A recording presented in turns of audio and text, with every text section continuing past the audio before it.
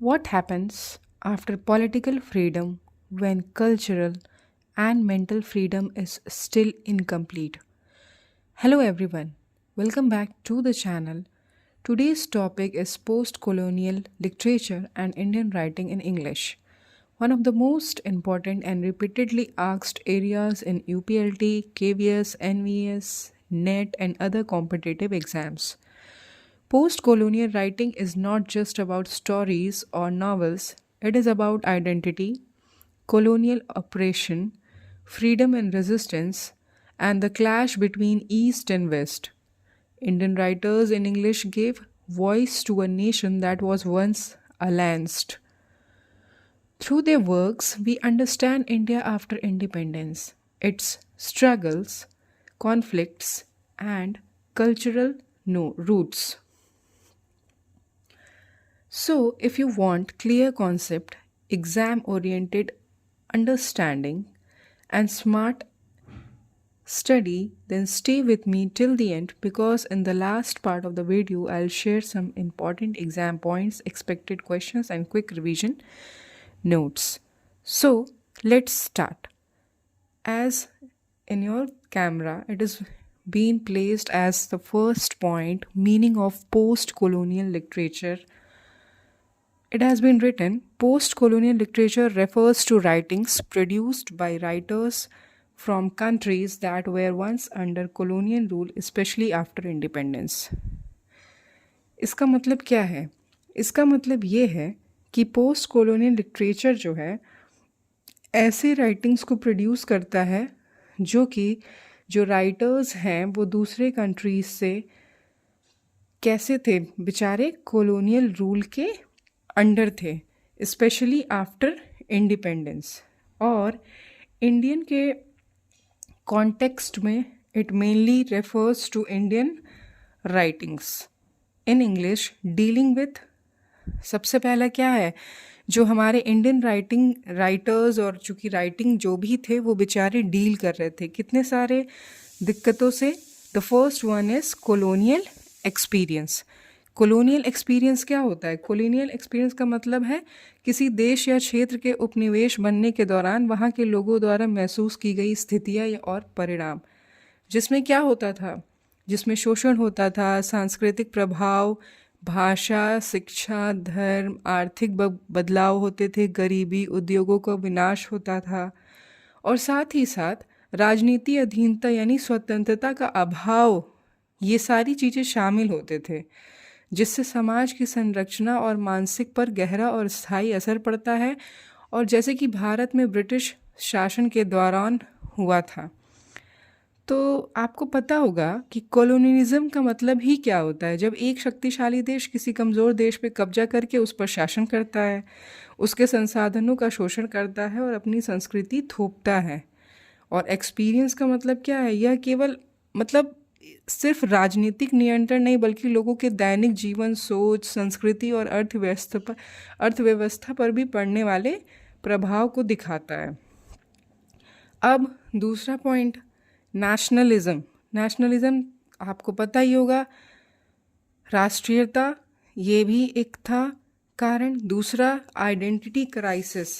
Identity crisis यानी कि व्यक्ति का खुद को लेकर भ्रमित महसूस करना, अपनी भूमिका, उद्देश्य, मूल्य और जीवन में अपनी जगह के बारे में संदेह करना, जो अक्सर जीवन के बड़े बदलावों जैसे कुछ भी पहचान का संकट आना या पहचान का अभाव आना, जो कि किसी की स्वाभाविक मनोवैज्ञानिक अवस्था है और किसी भी उम्र में आ सकती है।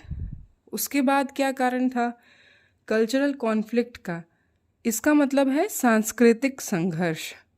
ये जो है different culture, values, belief, norms और ट्रेडिशंस जो बहुत सारे ग्रुप के बीच में होता है, जो कि जिससे क्या क्रिएट होता है? टेंशन क्रिएट होता है, मिसअंडरस्टैंडिंग्स होते हैं और समटाइम्स वायलेंस और क्राइम भी हो जाता है। और हमारा जो सबसे इम्पॉर्टेंट है वो है हमारा ईस्ट वर्सेस वेस्ट। जैसे कि ये जो कॉन्फ्लिक्ट था that was between religion and rationality, tradition and modernity, spirituality and materialism, superstitions and scientific outlook, ठीक है, इसका मतलब ये है कि ये जो कॉन्फ्लिक्ट था जो वेस्ट और ईस्ट के बीच में, वो इनोवेशन और ट्रेडिशन के बीच में था। जैसे जो हमारे आर के नारायण साहब जी हैं, इन्होंने बिल्कुल जो जड़ से जो इंडियन कल्चर को लेके, जो कि हिंदू का कल्चर था, उसमें कैसे जो है मॉडर्न वेस्टर्न लोगों का जो अराइवल हुआ, उसमें उन्होंने अपने नॉवेल्स में उसको फेस किया। और फिर फाइनली हमारा एक कारण है after effects of British rule. अब हम देखते हैं कि ये जो कॉलोनियल पीरियड था वो कब तक था। टाइम पीरियड, कॉलोनियल पीरियड जो था वो 1947 के प्री में, शुरुआत में, और पोस्ट कॉलोनियल पीरियड हमारा पोस्ट मतलब बीच में, मतलब इंडिपेंडेंस के बाद। अब हम देखते हैं कि जो हमारे Indian writings in English began during British rule but flourished after independence. हमारा जो इंडियन राइटिंग था वो शुरू तो हो चुका था ब्रिटिश रूल के दौरान ही, लेकिन वह फला फूला कब? इंडिपेंडेंस के दौरान, मतलब इंडिपेंडेंस के बाद। जो हमारे मेजर थीम्स थे पोस्ट कॉलोनियल इंडियन राइटिंग के, वो क्या थे? सबसे पहले तो कॉलोनियल एक्सप्लॉयटेशन जो भी झेला लोगों ने, उसके बाद जो फ्रीडम स्ट्रगल, नेशनलिज्म, ये सारी चीज़ें, कल्चरल एलिनिएशन, जो कि लोग कल्चरल्स को लेके जो बहुत सारा बांधता आ रही थी वो भी, साथ ही साथ identity crisis, east west conflict, diaspora experience, social evils जैसे कि कास्ट, पॉवर्टी, जेंडर, और हाइब्रिडिटी एंड रूटलेसनेस, किसी का भी बिल्कुल भी बेस ही ना होना, बेचारे जो है जिनका सब कुछ उजड़ गया हो। अब जो इम्पॉर्टेंट है उसमें है इम्पॉर्टेंट इंडियन इंग्लिश राइटर्स हैं और उनके काम हैं, जो कि हमारे सिलेबस का मोस्ट इम्पॉर्टेंट पार्ट है। जैसे अर्ली इंडियन राइटर्स, जिनको प्री इंडिपेंडेंस के दौरान इन्होंने अपना शुरुआत में लिखा था, मतलब इंडिपेंडेंस के प्रायर पीरियड में। तो जो हमारे राजा राम मोहन रॉय साहब हैं, ये इनको क्या कहा जाता है? Father of Indian renaissance. ये जो है हमारे, इनको ये क्वेश्चन जो है बहुत इम्पॉर्टेंट है, हमेशा पूछा जाता है। आप देख सकते हैं प्रीवियस ईयर में भी कंफ्यूज करने के लिए हमेशा पूछा जाता है। Introduced English pros in India, इन्होंने क्या शुरू किया था? ये भी पूछा जाता है कि who introduced English pros in India, तो इसका आंसर हमारा होगा राजा राम मोहन रॉय। दूसरे हैं बंकिम चंद्र चैटर्जी, हम लोग पढ़ते हैं इनके बारे में बहुत, इवन हिस्ट्री में भी और इवन इंग्लिश में भी। तो इन्होंने जो नॉवेल लिखा है राजमोहन्स वाइफ, ये हमको हमारे जो है सिलेबस में भी है, Rajmohan's wife, first Indian English novel. इसको आप याद कर लीजिए कि ये जो है हमारा फर्स्ट इंडियन इंग्लिश नॉवेल है। अब हम आगे बढ़ते हैं।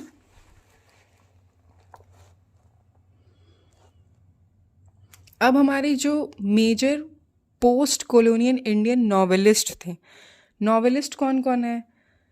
हमारे बहुत ही विद्वान मुल्क राज आनंद साहब, इन्होंने जो इनके जो थीम्स थे इनके नॉवेल्स में, वो थे पॉवर्टी, अनटचेबिलिटी, सोशल इनजस्टिस।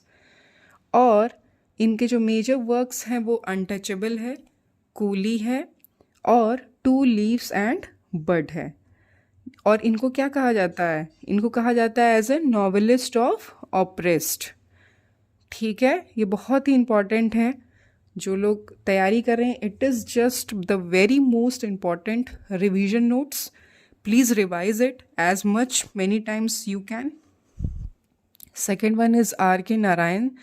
इनका जो थीम है वो मिडिल क्लास लाइफ और सिंप्लिसिटी पे बेस्ड इनका जितना भी नॉवेल होता था। इनका जो मेजर वर्क्स है वो Swami and Friends, the Guide, Malgudi Days. इनका तो ये बहुत ही मोस्ट फेमस रहा है, आपको भी पता है, इवन सिलेबस में भी रहता है, बच्चों के भी सिलेबस में रहता है। And it created fictional town Malgudi, और कहीं ना कहीं इन्होंने एक टाउन का ही नाम दे दिया जो कि काल्पनिक जगह, मालगुदी। तीसरे हैं हमारे राजा राव साहब। इनका जो थीम था वो स्पिरिचुअलिज्म था और गांधीयन फिलॉसफी था। ये मेनली जो है स्पिरिचुअलिटी और गांधीयन फिलॉसफी पे लिखते थे। ये जो कांथापुरा है ये हमारे सिलेबस में है, इसको हमें पढ़ना है। And Kanthapura is also known as Gandhian novel, आपको भी पता है। और एक और है the serpent and the rope. किसने लिखा है? राजा राव साहब जी ने। अब हम बढ़ते हैं अपने जो मॉडर्न राइटर्स हैं हमारे पोस्ट इंडिपेंडेंस के, जिसमें से सबसे पहले हैं सलमान रुशी। इन पे तो बहुत बार क्वेश्चन आ चुका है। और इनका जो वर्क है मिडनाइट्स चिल्ड्रन, इन्होंने क्या किया, थीम क्या है इनका? हिस्ट्री और मैजिक रियलिज्म है। और दूसरा है द सैटनिक वर्सेस। तो जो मिडनाइट्स चिल्ड्रन हैं ये क्या जीते हैं? क्या जीता है? Booker prize. That's why this is very important. और फिफ्थ है हमारे Arundhati Roy, the God of small things, Booker prize winner. इनको क्या कहा जाता है? Booker prize winner, Arundhati Roy को। छठे हैं हमारे Amitabh Ghosh, the shadow lines, sea of poppies, इन्होंने लिखा है। और झुम्पा लहरी भी हमारे बहुत ही फेमस डायस्पोरा राइटर हैं, इंटरप्रेटर ऑफ मेलोडीज। और दूसरा द नेम सेक। हमें बस इनका नाम और इनके काम को याद रखा है, और जो डिटेल में सिलेबस है उसको हम आगे कवर कराएंगे नेक्स्ट वीडियोस में अपने। अब हम बढ़ते हैं अपने इंग्लिश, इंडियन इंग्लिश पोइट्री, जो कि पोस्ट कॉलोनियल के टाइम पे थी। तो इसमें जो सबसे पहले इम्पॉर्टेंट पोएट्स हैं नसीम इज़िकल। इनको क्या कहा जाता है? Father of modern Indian English poetry इनको कहा जाता है, father of modern Indian English poetry. दूसरे हैं A.K. रामानुजन। तीसरे कमला दास हैं, फेमिनिस्ट वॉइस हैं, ये महिलाओं के प्रति आवाज़ उठाती हैं। And the fourth one is Jayanta Mahapatra. इनका जो थीम है that is identity, alienation, feminism, Indian sensibility. ये कौन करता है? Jayanta Mahapatra. Sixth is Indian English drama. जो इंडियन इंग्लिश ड्रामा है दैट इज़ गिरीश कर्नाड। तुगलक पहला है, दूसरा हयावादना। और इसमें जो थीम्स हैं इनके वो हिस्ट्री है, मिथ है, पावर है और आइडेंटिटी है। जो लैंग्वेज और स्टाइल है इस पोस्ट कॉलोनियल की वो क्या है? Use of Indian English, mixing of Indian words, idioms and cultures, local colour and native sensibility. मतलब जो इंडियन की भाषाएं हैं, जो उनके कल्चर हैं, उनके ट्रेडिशंस हैं, उनको इन्वॉल्व करना, और जो लोकल कलर है और जो वो लोग समझ सकते हैं अपने पूर्वजों का, उसका पूरा एक स्टाइल है। अब हम देखते हैं इंडियन राइटिंग में कंट्रीब्यूशन क्या है इंग्लिश में इंडियन राइटिंग का। सबसे पहले तो ये है gave global recognition to Indian literature. क्या गया? पूरा ग्लोबल रिकॉग्निशन मिला हमें। Presented Indian life to the world, जो भारत का जो जीवन शैली है उसको वर्ल्ड में पूरा दर्शाया गया। Expressed post colonial identity, blended tradition with modernity. Tradition को मॉडर्निटी के साथ ब्लेंड किया गया, मिलाया गया। अब देख लीजिए हमारे जो इम्पोर्टेंट एग्ज़ाम फैक्ट्स हैं, जिसमें से पहला है फर्स्ट इंडियन इंग्लिश नॉवेल है हमारा राजमोहन्स वाइफ, इसको हमको याद रखना है। दूसरा इम्पॉर्टेंट क्वेश्चन है father of Indian English novel R.K. Narayan साहब। गांधीयन नॉवेल कौन सा था? Kanthapura. Booker Prize Indian novel Midnight's Children. और last one is Malgudi creator R.K. Narayan. इसमें जो है मैंने लगभग जितना भी इम्पॉर्टेंट है वो मैंने बता दिया है, और उम्मीद करती हूँ आप लोगों को समझ में आया होगा। और चलिए फिर कंक्लूजन करते हैं। So today we understood that post colonial literature and Indian writing in English is not just a literary movement, It is the voice of newly independent nation. जैसे कि I have explained, जैसे कि from R.K. Narayan's simplicity to Raja Rao's philosophy, from Salman Rushdi's magical realism to Arundhati Roy's resistance and realism. Indian writing has earned a global identity. Once your concepts are clear, questions become easy, answers become confident, and literature becomes interesting. And if this session helped you, like the video, comment your doubts or next topic, and subscribe to the channel for more exam focused literature lessons.